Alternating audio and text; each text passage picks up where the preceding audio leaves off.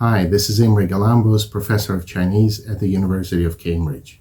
Have you ever wondered how many Chinese characters there are? How many does an average person in China know? How many is it necessary to be able to read and write? Is it really 80 or 100,000? How is it possible to remember that? This video explains how many characters an ordinary person needs to know to be able to read and write in China, and how every literate person manages to acquire this set of characters, so it is not an extraordinary feat of memory, but kind of like the normal thing. So if this is something you're interested in, stick around. We have all heard claims that Chinese people use tens of thousands of characters to write. On some websites, we can even read that the total number is in excess of 100,000. Considering the 26 letters of the English alphabet, this seems ridiculously difficult and counterproductive. Why not just use the Roman alphabet? Why on earth would anybody want to stick to this cumbersome way of writing tens of thousands of symbols? So really, how many Chinese characters are there? Well, the answer is not that simple, and it depends where you look for it.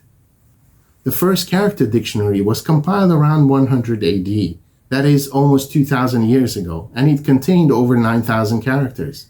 But then as we move on, we have dictionaries that are much larger than this. In the 6th century, a large dictionary contained nearly 17,000 characters. By the 17th century, another one had over 33,000, that is nearly twice as many. The most well-known and influential Chinese dictionary was compiled in 1716, and this was the Kangxi Dictionary, and it contained almost 50,000 characters. Finally, the largest modern character dictionary is the Zhonghua Zihai, Sea of Chinese Characters, published in 1994 with over 85,000 characters. Looking at these numbers, we get the impression that Chinese people were really busy coming up with new characters, which is of course completely confusing, because why would anybody in their right mind want to add 35,000 extra characters to the 50,000 already contained in the Kangxi Dictionary? Were the original 50,000 not enough to write? As always, the truth is much simpler.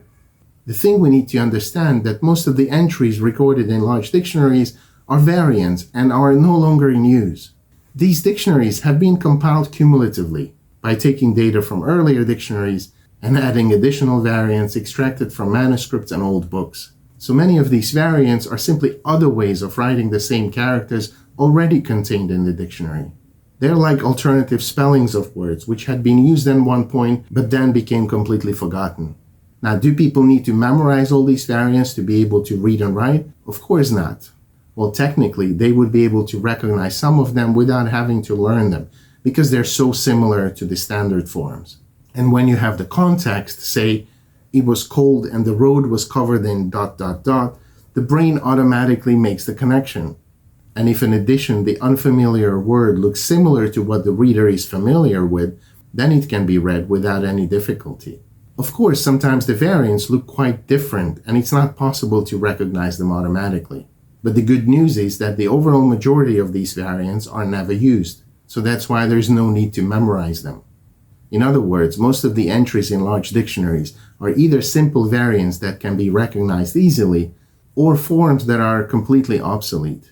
But because large dictionaries aspire to be comprehensive and record the entire history of the Chinese language, they collect all possible forms, thereby inflating their total number. Then there are, of course, about 2,000 characters which had been simplified in the People's Republic of China in the 1950s. And so now in mainland China, people use the simplified forms, whereas people in Taiwan and Hong Kong continue to use the traditional, that is, unsimplified forms. Depending on where you are when you're learning the Chinese characters, by default you learn the appropriate set. With some practice, you can easily learn the other set, but strictly speaking, this is not necessary because you're using the same ones everybody around you is using. Large dictionaries, however, would automatically include both sets, thereby adding an extra 2,000 to the total number. And we should not forget other countries that use Chinese characters, most importantly Japan, where some of the characters might be slightly different. Again, some of the differences are small and inconsequential, but each country adheres to its own standard and considers this as part of their own identity. In a way, this is similar to the British and American spelling of words. Like the word color in the UK, it's spelled with a U, and in the US, it's spelled without the U. This variation presents no obstacle for communication, yet each country follows its own standard. Ultimately, the Japanese variants also in most cases come from China, or are derived from Chinese books and manuscripts imported to Japan. Large Chinese dictionaries would include these variants too. Of course, in Japan, they're not considered variants because they represent the standard. But in China, if they're different from the Chinese forms, they count as variants. All in all, we can see that the majority of entries in dictionaries with tens of thousands of Chinese characters are not used in daily life.